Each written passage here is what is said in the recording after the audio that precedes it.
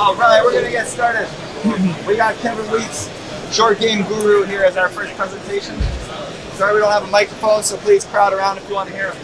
All of our voices are a little shot, so go for it. Scott, first of all, thank you. Thanks everybody. I'm surprised there's so many at the show, much less here.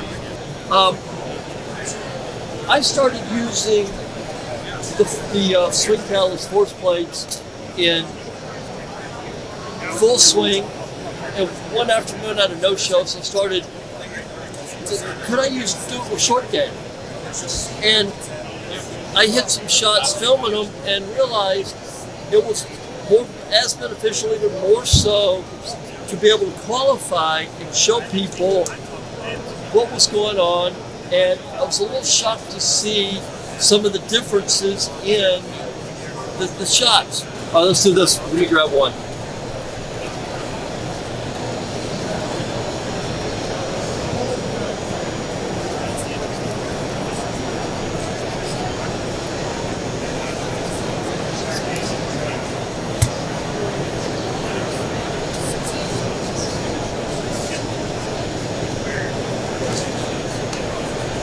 Go. Yeah.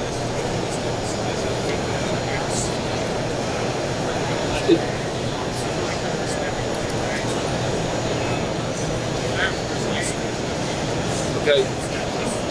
Stop it. Where? Right there, at the beginning. Takeaway? Right there, great. So the way I like to hit this simple, basic, low running shot around the greens with a little more loft, with the ball back to, for the low runner, moving the ball position to change the trajectory, but I wanted to see up on the front side, and then it really helped me to communicate, because so many people hit this shot and they move to the right and the left. I want to see them when they hit this, stay centered on the front, stay on their front side, stay there for a little backswing, and pivot through. And it really helped me communicate where the weight stayed, the pressure stayed up here, it didn't move into the right, and then as they come through, getting the heat map to get more toward the heel as they, and by doing so, they don't know they're doing it. It's teaching them rotating around into their front side, which helps them, I'll try not to break the TV, line up here by turning their chest over their front side. It really helped see that. And can you just go to the foot, please? The pressure stance.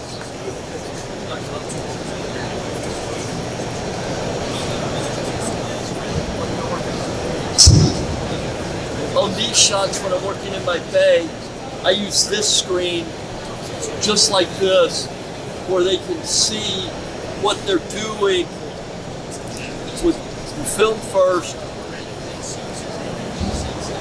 Go to this screen with a little, very little communication, staying on the front, and then turning through, and as they turn through, seeing the heel light up. And I even found the same thing in this, if we do, you see a similar trace of this in the golf swing, how it goes heel toe into the heel. Same thing on the little short shots. And then once they get that, it's pretty easy to move the ball position and making sure that as they change the ball position to influence the trajectory of the short shots around the green, this doesn't change. So if I wanted to hit a high one, the only thing would change would be the ball position. You wouldn't see a change in this. Then go to the last one we filmed, the second one we filmed. There we go. Now, for 30, 40 yards and farther, stop it in address, please.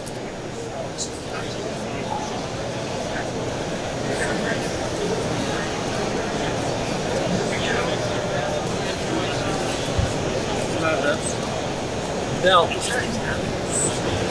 the front side is slightly favored. You can still see it's a little on the left. You see more on the right foot. Compare the two. Compare that one with the low one.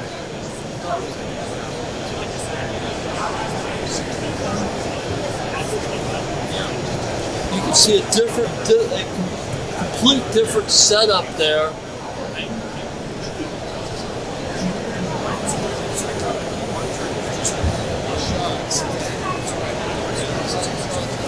You see a different setup. You see there's a little more pressure moving into the right side. Goes up to the left, back into the heel. That is the longer.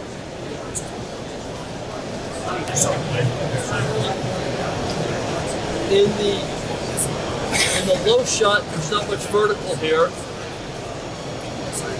Say vertical.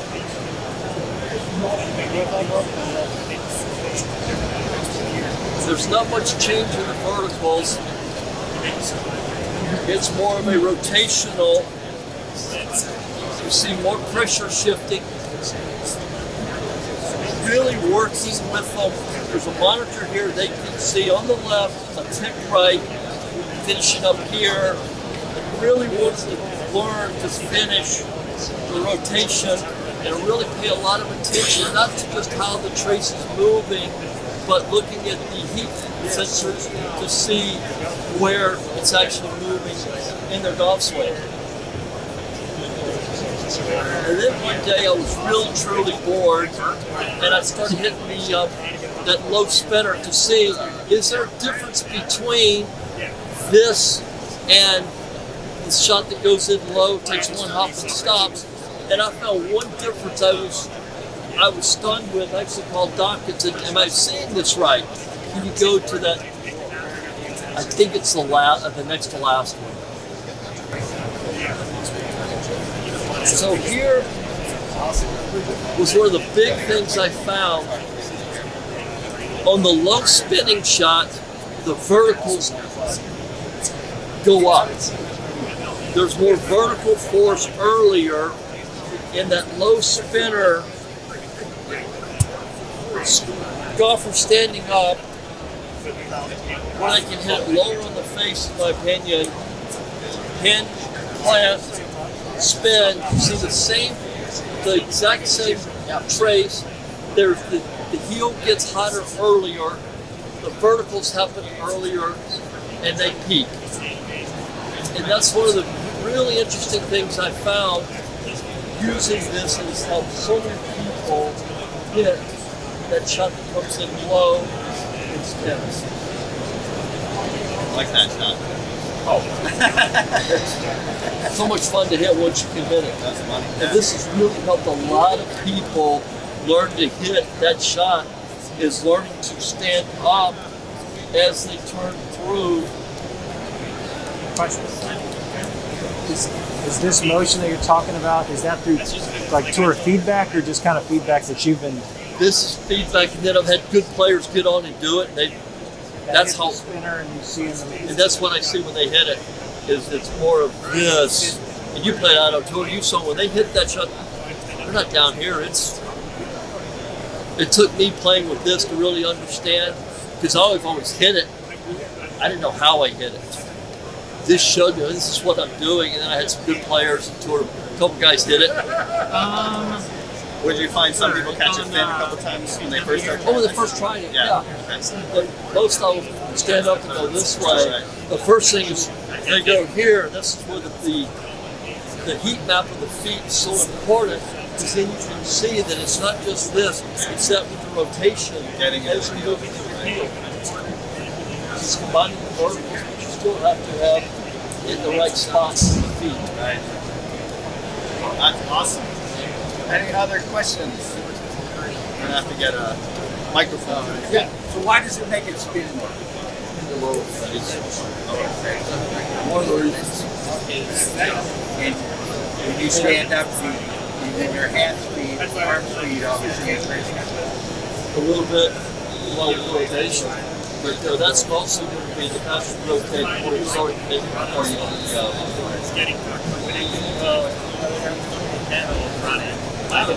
Gosh, I'm not engineers anymore. Did you upgrade to dual this year? What's that? Did you upgrade to the dual this year, or can you share what you've learned with dual I haven't versus? used. I haven't used the duals yet. Okay, sorry. We've been using them quite a bit. There's so much more information that we find with them. The problem is, I think one of the big advantages of our software is those tour averages, so you know how much is a lot and how much is a little. So we have all these like individual twisting forces off each foot, and I get Kyle Berkshire on there. Bernie had Kyle, and there's this bump. I'm like, I don't know if that's a lot or if that's a little. It said, so we're working to get tour averages. My plates are at CBI this year, and they're getting a bunch of people close through in San Diego to try to get them. We're going to be at the players in March, so hopefully by mid-year this year we'll have tour averages for all the individual reports. And then I think that's going to like make them way more useful to us. And then we'll do some education too around the dual plates. How does it benefit when you're teaching kids, youngsters who are growing? Oh, well, they can put a feel with the reel like that.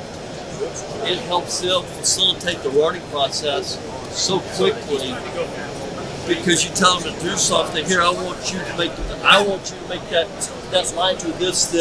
I want you to make it go this color, that color. Let them go.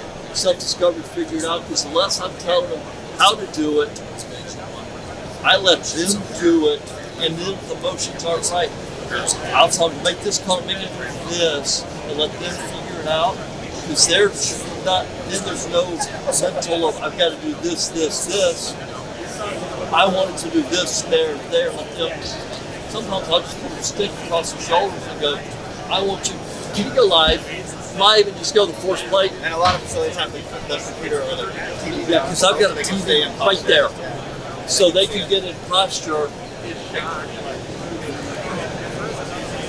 And I'll just have this on the screen and go, I want you to make it go red in the right heel, red in the left toe, then in the left heel. You figure it out. And then I want you to finish with the stick over here. And give them a couple, 3 minutes, and then once they can do it here, put a golf club in their hand and go, okay, let's do the same thing, holding a club.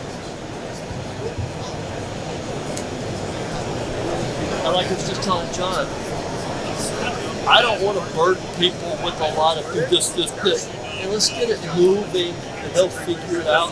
Then if I have to come in, I'll come in and give some guidance on what needs to happen. Did that answer your question? Yes, indeed. Any other questions? This is something that I can't teach without. It is awesome working with any players, especially juniors, on how to move. I think, like he said, it becomes an external cue, right? So you're not telling them how to do it; they're just trying to figure it out. I don't know those big words, external cues, but yeah. Instead of saying get into your heel, get into your toe, just make it right here and here. Yes. It's a good self-discovered learning tool.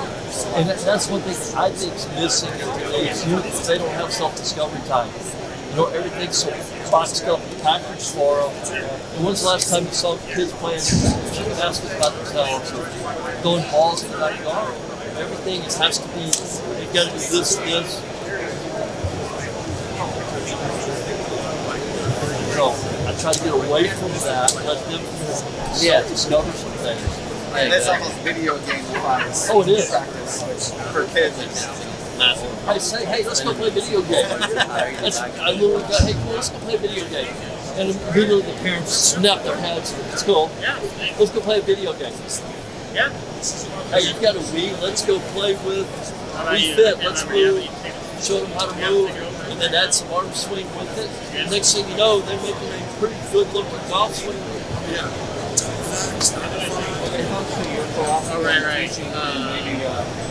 Getting a student's ability of saving and going back. Could you speak about how often you look at past files and maybe I compare look what your at current? past files two different ways.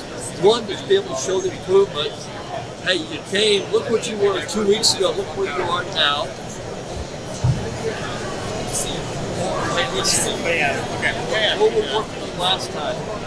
Well, we were working on this. Oh, we were? And then show them what we actually worked on to remind me. And there's actually a notes function in the software that you can take notes at the end of every lesson and it saves it. So I don't know about you guys, but I can't. Okay. Sounds good. If you take notes and it comes back, of course you can go on fire data and put it all together. And there's a databasing function. You can give swings different stars so that you can find it later on. Because I know some students there's hundreds and hundreds of swings in there. So.